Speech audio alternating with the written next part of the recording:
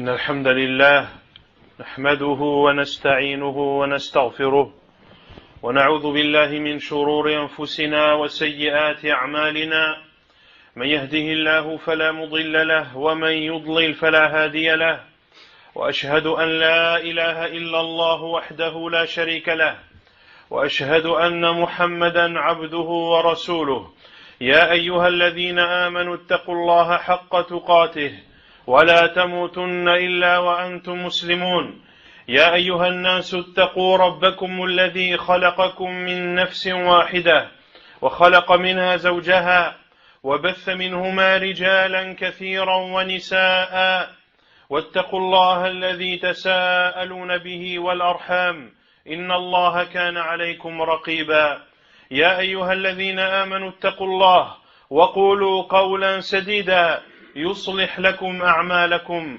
ويغفر لكم ذنوبكم ومن يطع الله ورسوله فقد فاز فوزا عظيما أما بعد فإن خير الكلام كلام الله وخير الهدي هدي محمد صلى الله عليه وسلم وشر الأمور محدثاتها وكل محدثة بدعة وكل بدعة ضلالة وكل ضلالة في النار ثم اعلموا أيها المسلمون والمسلمات أن من عظيم نعمة الله على عباده المؤمنين أن هيأ لهم أبواب من الخير والإحسان عديدة يقوم بها العبد الموفق في هذه الحياة الدنيا ويجري ثوابها عليه بعد الممات ينتقل من دار العمل ولا ينقطع عنه الثواب تزداد درجاته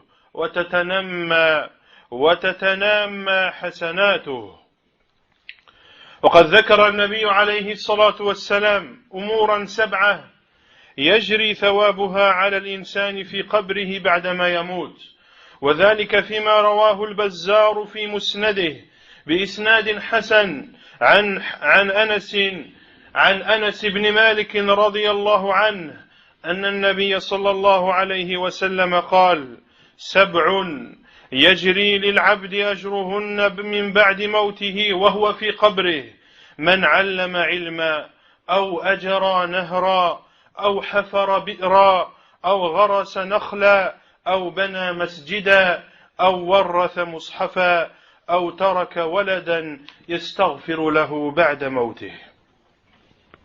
فتأملوا أيها المسلمون، تأملوا هذه الأعمال واحرصوا على أن يكون لكم منها حظ ونصيب وبادروا إليها أشد المبادرة قبل أن تقضي الأعمار وتتسرم الآجال وإليكم البيان والإيضاح لهذه الأمور. Sachez, chers musulmans et musulmanes, que parmi les bienfaits d'Allah subhanahu wa ta'ala envers les croyants, c'est qu'il a mis à leur disposition ou qu'il a ouvert pour eux des portes vers le bien et la bienfaisance qui sont multiples. Des biens, des actes pieux et bienfaisants qui, lorsque le musulman les accomplit dans cette vie d'ici-bas, la récompense qu'il obtiendra de ces actes se perpétuera bien après sa mort.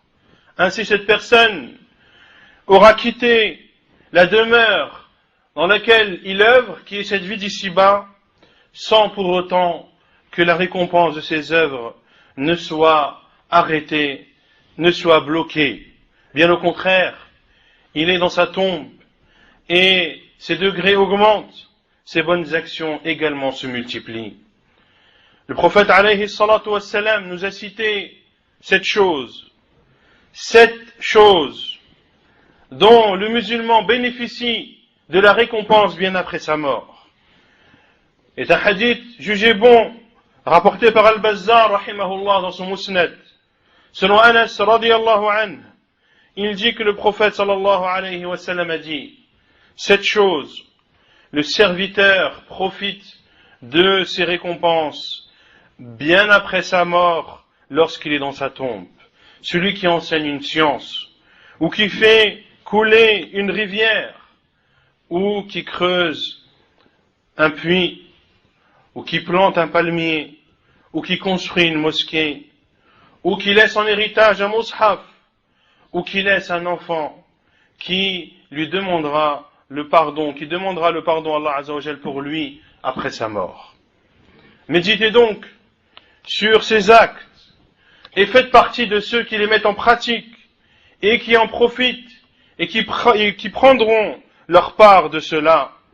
Empressez-vous vers ces actes avant que le terme n'arrive à échéance et avant que vous ne quittiez cette vie d'ici-bas.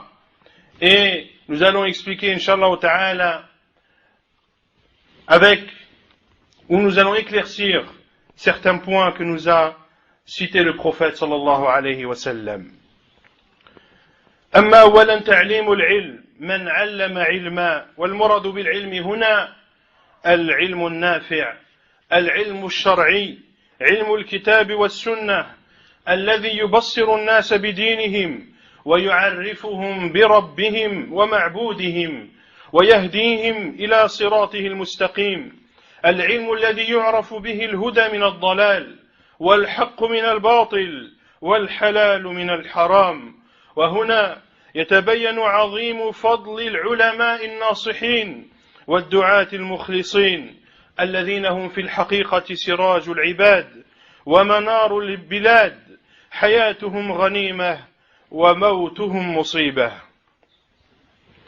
Celui qui enseigne une science, et la science qui est voulue ici c'est bien sûr la science religieuse, la science du Coran et de la Sunna, la science bénéfique qui permet aux gens d'être clairvoyants vis-à-vis de leur religion, qui permet aux gens de connaître leur Seigneur et leur adorateur et de connaître celui qu'ils adorent, subhanahu wa ta'ala, une science qui va les guider sur le droit chemin, une science qui leur permet de distinguer entre la guidée et l'égarement, entre le vrai et le faux, entre le haram et le halal. Et de ceci découle l'immense importance et le grand mérite des savants et des prêcheurs à l'islam, qui sont sincères dans leur appel à Allah subhanahu wa ta'ala, et qui sont une lanterne pour les serviteurs, et qui sont des repères pour le pays dans lequel ils vivent. La vie des savants est un butin, et leur mort est sans aucun doute une immense catastrophe. ثانيا إجراء النهر أو أجرى نهرا كما قال صلى الله عليه وسلم والمراد شق جداول الماء من العيون والأنهار لكي تصل المياه إلى أماكن الناس ومزارعهم فيرتوي الناس وتسقي الزروع وتشرب الماشية وكم في مثل هذا العمل الجليل من الإحسان إلى الناس والتنفيس عنهم بتيسير حصول الماء الذي به تكون الحياة بل هو أهم مقوماتها وجعلنا من الماء كل شيء حي ويلتحق بهذا مد الماء عبر الأنانيب إلى أماكن الناس ومواطن حاجاتهم ويلتحق بهذا أيضا وضع برادات الماء في أماكن الناس ومواطن احتياجهم. وثالثا حفر الآبار وهو نظير ما سبق وقد جاء في السنة أن النبي صلى الله عليه وسلم قال بينما رجل بطريق اشتد عليه العطش فوجد بئرا فنزل فيها فشرب ثم خرج فإذا كلب يلهث يأكل الثرى من العطش فقال الرجل لقد بلغ هذا الكلب من العطش مثل الذي كان بلغ مني فنزل البئر فملأ خفه أي حذاءه فملأ خفه ماء فسقى الكلب فشكر الله له فغفر له قالوا يا رسول الله وإن لنا في البهائم لأجرا فقال في كل ذات كبد رطبة أجر متفق عليه. فكيف عباد الله بمن حفر بئرا وتسبب في وجودها حتى ارتوى منها خلق وانتفع بها كثيرون. Deuxièmement, ou celui qui fait couler une rivière, c'est-à-dire celui qui ouvre les chemins d'eau pour que l'eau de la rivière et des ruisseaux arrivent et atteignent l'endroit dans lequel vivent les gens et dans lequel ils cultivent. Ainsi les gens se désaltèrent, leurs cultures sont arrosées, leur bétail est abreuvé, et il y a dans cet acte-là une immense bienfaisance envers les gens, dans le fait de les soulager et d'amener jusqu'à eux cette eau qui est nécessaire et vitale à la vie, comme l'a dit Allah Azza wa Jal, et nous avons fait de l'eau toute chose vivante. Et à le même jugement, celui qui fait parvenir l'eau aux gens à travers des tubes et des tuyaux, ou celui qui met en place ou pose un distributeur d'eau dans un endroit où les gens en ont besoin. Troisièmement, de creuser un puits. Et cela est similaire au fait de faire parvenir de l'eau aux gens. Et il a été rapporté dans la sunna du prophète sallallahu alayhi wa sallam, dans le hadith authentique rapporté par Al-Bukhari et Muslim, dans lequel le prophète sallallahu alayhi wa sallam a dit: alors qu'un homme était sur le chemin, il a ressenti une énorme soif. Il a alors trouvé un puits, il est descendu dans celui-ci et a bu. Lorsqu'il en est ressorti, il a alors vu un chien qui sortait sa langue de soif et qui mangeait la poussière de la terre. Cet homme a alors dit: ce chien subit ce que j'ai subi auparavant, à savoir une grande soif. Il est alors descendu dans ce puits, a rempli sa chaussure d'eau et a donné ou a abreuvé ce chien. Allah Azza wa Jalla l'a remercié en lui pardonnant ses péchés. Ils ont dit, c'est-à-dire les compagnons du prophète sallallahu alayhi wa sallam: ô envoyé d'Allah, avons-nous des récompenses même vis-à-vis des animaux? Le prophète sallallahu alayhi wa sallam a dit: dans chaque être qui a un estomac humide, il y a de la récompense. Et le prophète sallallahu alayhi wa sallam a cité cette expression: dhatu kabidin ratba, tout être doté d'un estomac humide, c'est-à-dire tout être vivant, car lorsque un être meurt, eh bien, son corps s'assèche, de même que son estomac s'assèche. Regardez, chers musulmans et musulmanes, regardez la récompense de cet homme qui a abreuvé un chien, et grâce à cela, Allah Azza wa Jalla lui a pardonné ses péchés.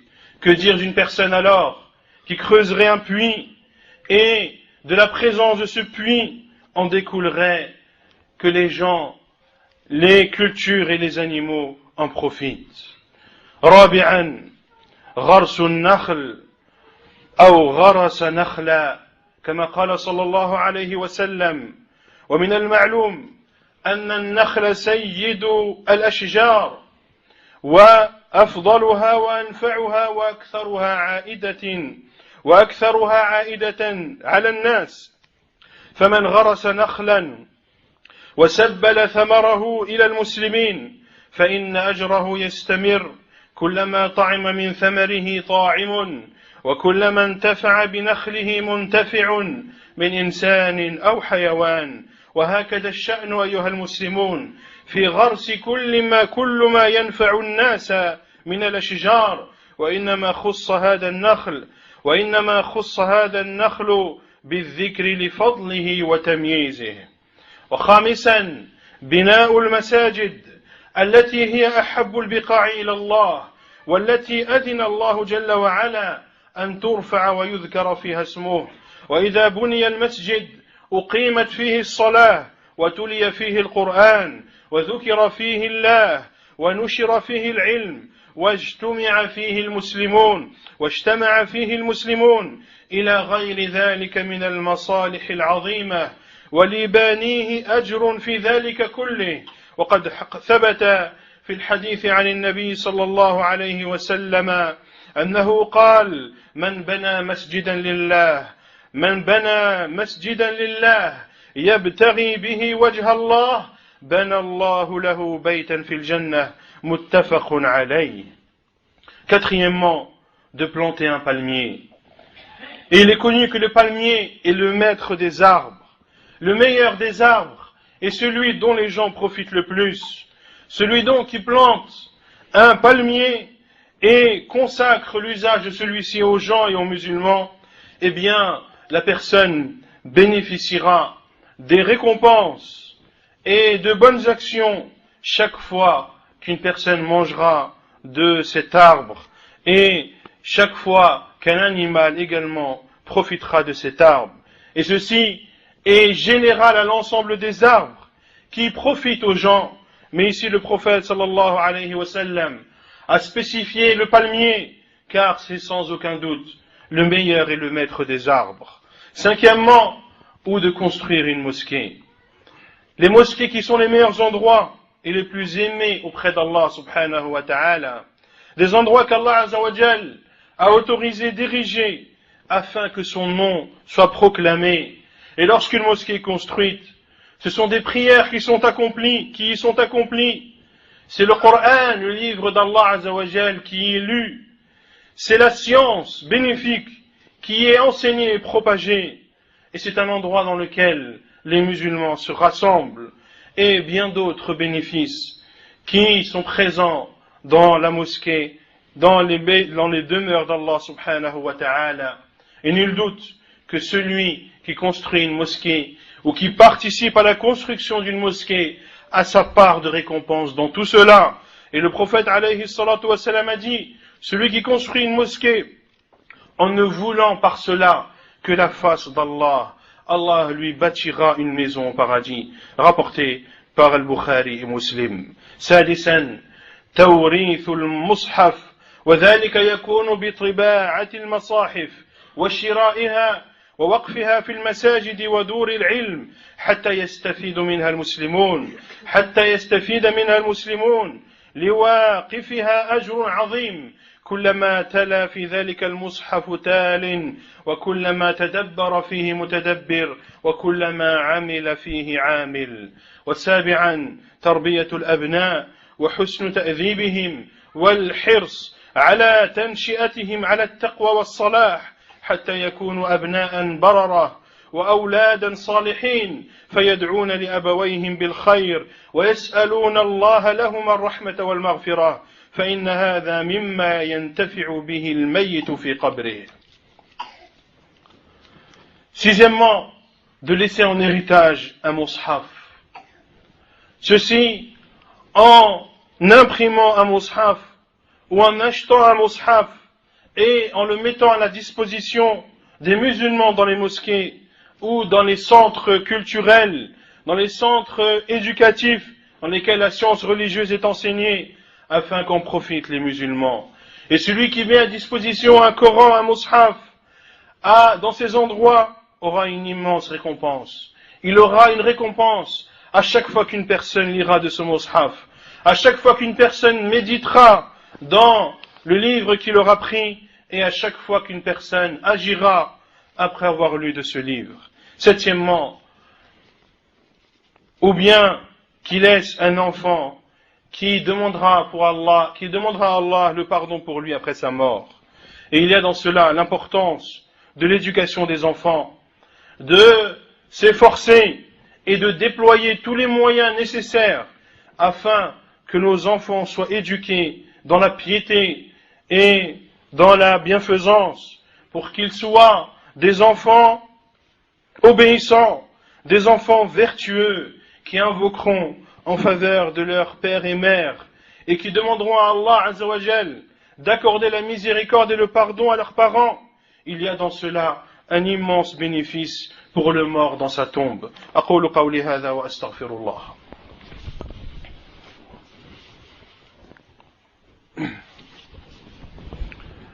الحمد لله رب العالمين والصلاة والسلام على أشرف الأنبياء وإمام المرسلين نبينا محمد وعلى آله وصحبه أجمعين. أيها المسلمون، وقد ورد في المعنى المتقدم أحاديث أخرى عن النبي عليه الصلاة والسلام، منها ما رواه ابن ماجه من حديث أبي هريرة رضي الله عنه قال قال رسول الله صلى الله عليه وسلم: إن مما يلحق المؤمن من عمله وحسناته بعد موته علما علمه ونشره، وولدا صالحا تركه، ومصحفا ورثه، أو مسجدا بناه، أو بيتا لابن السبيل بناه، أو نهرا أجراه، أو صدقة أخرجها من ماله في صحته وحياته يلحقه من بعد موته. وهو حديث حسن. وفي صحيح مسلم عن أبي هريرة رضي الله عنه أن النبي صلى الله عليه وسلم قال: إذا مات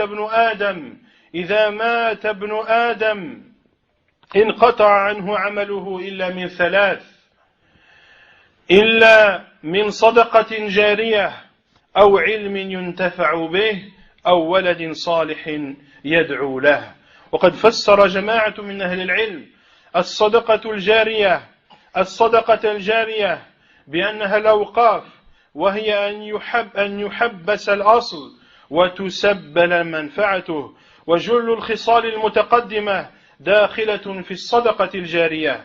وقوله عليه الصلاة والسلام في حديث أبي هريرة: أو بيتا لابن السبيل بناه، فيه فضل بناء الدور ووقفها لينتفع بها المسلمون، سواء ابن السبيل أو طلاب العلم أو الأيتام أو الأرامل أو الفقراء والمساكين. وكم في هذا من الخير والإحسان. ومما يجري على المسلم ثوابها وهو في قبره بعد موته غير ما تقدم الرباط في الثغور في سبيل الله لصد الأعداء وحراسة المسلمين، لما ثبت في صحيح مسلم من حديث سلمان الفارسي رضي الله عنه قال: سمعت رسول الله صلى الله عليه وسلم يقول: رباط يوم وليلة خير من صيام شهر وقيامه، وإن مات جرى عليه عمله الذي كان يعمله، وأجري عليه رزقه وأمن الفتان، أي أنه في قبره ينمو له عمله إلى يوم القيامة ويأمن بإذن الله من فتنة القبر. Et sachez, chers musulmans et musulmanes, que d'autres hadiths du prophète sallallahu alayhi wa sallam dans le même sens ont été rapportés. Parmi ces hadiths, le hadith jugé bon, rapporté par l'imam Ibn Majah rahimahullah, selon Abu Hurairah radiyallahu anhu, le prophète sallallahu alayhi wa sallam a dit: ce qui rejoint le croyant parmi ses œuvres et ses bonnes actions après sa mort, une science qu'il a enseignée et propagée, un enfant pieux, vertueux qu'il a laissé, un mushaf qu'il a laissé en héritage, une mosquée qu'il a construite, une maison qu'il a construite pour les voyageurs, une rivière qu'il a fait couler, ou une aumône qu'il a donnée de son argent lorsqu'il était vivant et en bonne santé, ceci lui parviendra après sa mort. Et dans le hadith d'Abu Hurairah radiyallahu anhu, rapporté par Muslim, le prophète sallallahu alayhi wa sallam a dit: lorsque le fils d'Adam meurt, ses actes sont suspendus, sauf trois, sauf une aumône continuelle, ou une science dont l'on profite, ou un enfant vertueux qui invoque en sa faveur. Il y a dans ces deux hadiths cités 3 actes supplémentaires, en plus des 7 déjà cités précédemment dans le hadith de Anas radiyallahu ta'ala an. Ces 3 choses: premièrement, l'aumône continuelle. L'aumône continuelle, celle-ci également profite aux musulmans même après sa mort. Ce qu'il donne en aumône et dont les gens profitent. Et les savants ont entré dans cette aumône continuelle tous les actes que l'on a précédemment cités. Et dans le hadith d'Abu Hurairah radiyallahu anhu, le prophète sallallahu alayhi wa sallam cite celui qui construit une maison pour les voyageurs. Il y a dans cela le mérite de construire des maisons, des immeubles, des demeures qu'il réserve aux musulmans, aux voyageurs, aux étudiants de sciences, aux orphelins, aux femmes veuves, aux pauvres et aux nécessiteux. Et il y a dans cela une immense bienfaisance. Et la personne, bien sûr, en profitera bien après sa mort. Et également, un autre acte qui, lorsque le musulman le fait, profite et perçoit les récompenses de celui-ci même après sa mort, autre que ce qui a été cité précédemment, c'est le fait d'être posté dans des endroits dans lesquels les musulmans ont peur de leurs ennemis, d'être posté, d'être prêt à défendre, d'être posté pour protéger et guetter les musulmans d'un ennemi qui leur voudrait du mal. Et le hadith du prophète sallallahu alayhi wa sallam, le hadith de Salman al-Farisi radiyallahu anhu, rapporté par Muslim dans son Sahih, nous montre l'immense récompense qu'a celui qui est posté pour guetter les musulmans d'un ennemi ou pour combattre et défendre les musulmans d'un ennemi. Il dit sallallahu alayhi wa sallam, d'être posté un jour et une nuit est meilleur que de jeûner un mois et de prier la nuit de celui-ci. Et prier la nuit pendant celui-ci.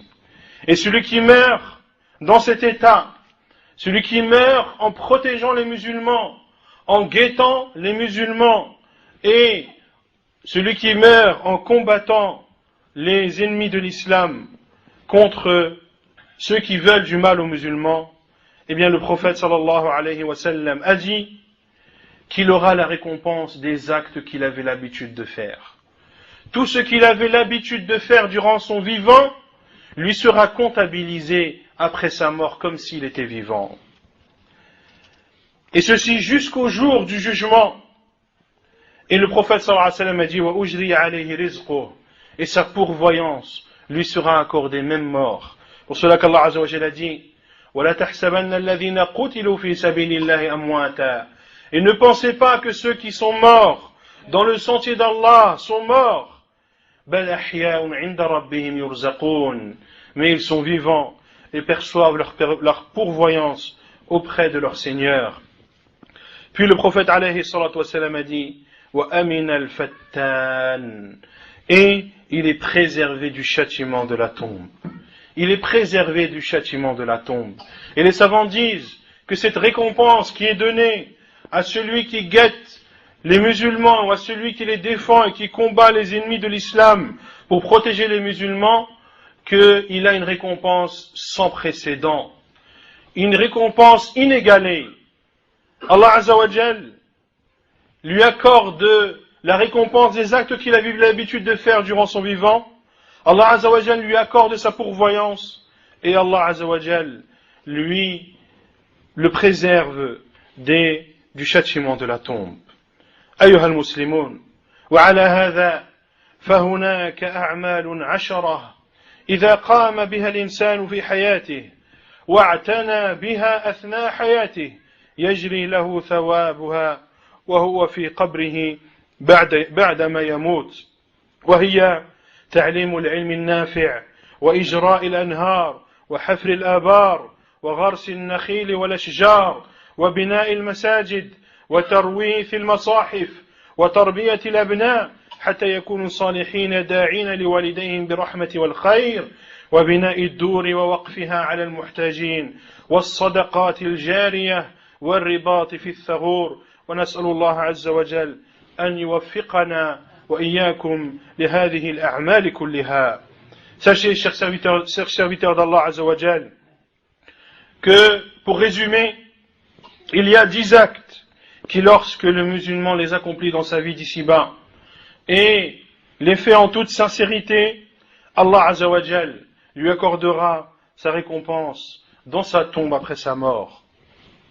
Ces 10 choses sont d'enseigner la science religieuse bénéfique, de faire couler des rivières, de creuser des puits, de planter des palmiers et des arbres, de construire des mosquées, de laisser en héritage des masahif, des mushaf, d'éduquer les enfants pour qu'ils soient vertueux et qu'ils invoquent en faveur de leurs parents de construire des maisons et de les réserver et de réserver leur usage aux nécessiteux, de donner des aumônes continuelles et d'être postés dans un endroit où dans lequel les musulmans craignent leur ennemi, d'y être postés pour guetter les musulmans et pour les protéger.